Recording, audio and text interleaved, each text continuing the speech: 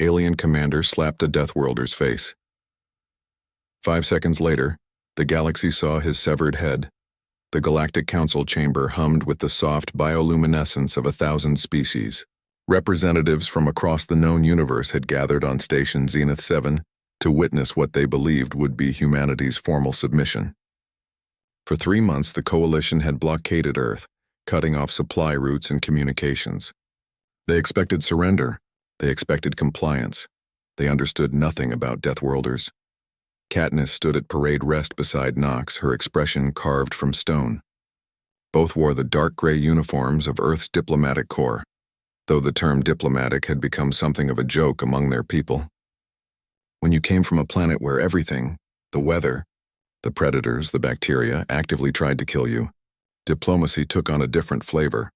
Commander Vel Krath of the Zorathian Imperium descended from his floating platform, his crystalline exoskeleton catching the light like a prism. He stood nearly 3 meters tall, his species having evolved on a low-gravity world where conflict was resolved through intimidation displays rather than physical combat. His mandibles clicked with what his translator rendered as contemptuous laughter. "So these are the famed humans," Velkrath announced to the assembled council. "These soft-skinned mammals who think themselves worthy of council membership. Look at them. No natural armor, no venomous defenses, no psionic abilities. They are children playing at civilization." Nox's jaw tightened, but he remained still. Katniss could feel the tension radiating from him like heat from a reactor core. They had been briefed extensively. Remain calm, show strength through restraint. Demonstrate that humanity could operate within galactic norms. But galactic norms had been written by species who didn't understand what it meant to evolve in hell.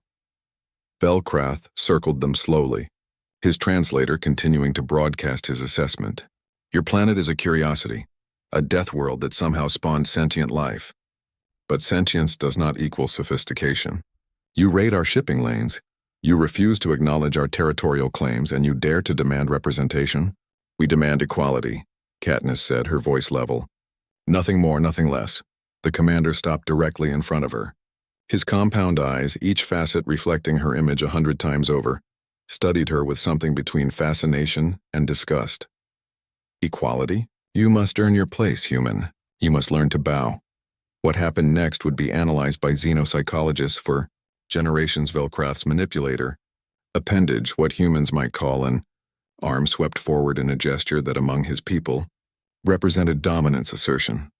The slap connected with Katniss's cheek with a sound that echoed through the suddenly silent chamber. For species that had never known physical violence, it was shocking. For the handful of other Deathworlders present, it was a death sentence. Katniss didn't stumble, didn't flinch. The red mark blooming on her face might as well have been war paint. 1 second, Nox's hand moved to his sidearm. But Katniss was already in motion. 2 seconds. Her training kicked in. Not the diplomatic protocols they'd spent months drilling into her, but the older, deeper training. The kind every human child learned growing up on a planet where apex predators hunted in packs and weather systems could kill thousands. The reflexes forged by 10,000 generations of survivors. 3 seconds.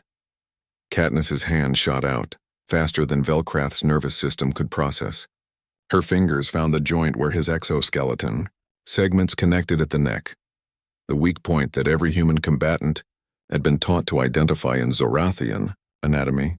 4 seconds, she twisted, hard, the crystalline structure that had evolved for intimidation, displays rather than actual combat, shattered with a sound like breaking glass.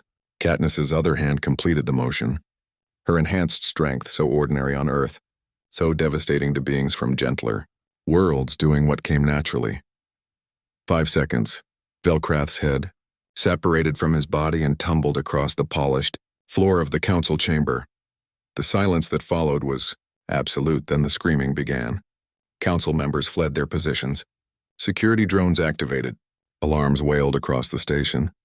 But Katniss simply stood there, breathing steadily, while Nox moved to cover her back, his weapon now drawn.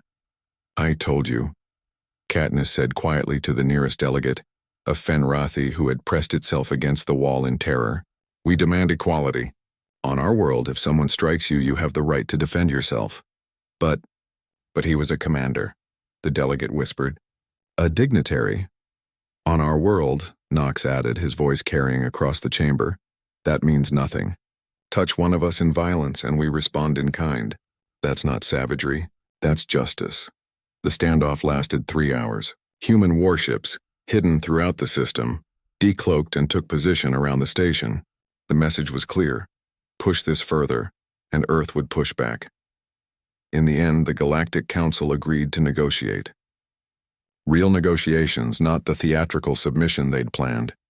Because they had finally understood the fundamental truth about Deathworlders. Humans didn't come from a world that taught submission. They came from a world that taught survival.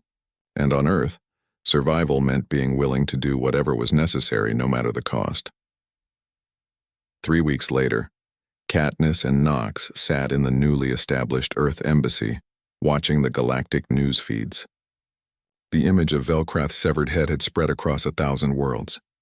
Some species viewed it with horror. Others, especially those who had suffered under Zarathian imperialism, saw it differently. They're calling you the Deathworlder diplomat, Knox said, a hint of amusement in his voice. Katniss touched her cheek where the mark had long since faded. I prefer ambassador. Ambassador it is, Knox raised his glass. To humanity. Too stubborn to bow, too tough to break. Katniss clinked her glass against his. And too damn dangerous to slap. Across the galaxy, a new understanding spread. Deathworlders didn't need to be the strongest or the most advanced. They just needed to be willing to do what softer species couldn't imagine. Sometimes that was enough. The end.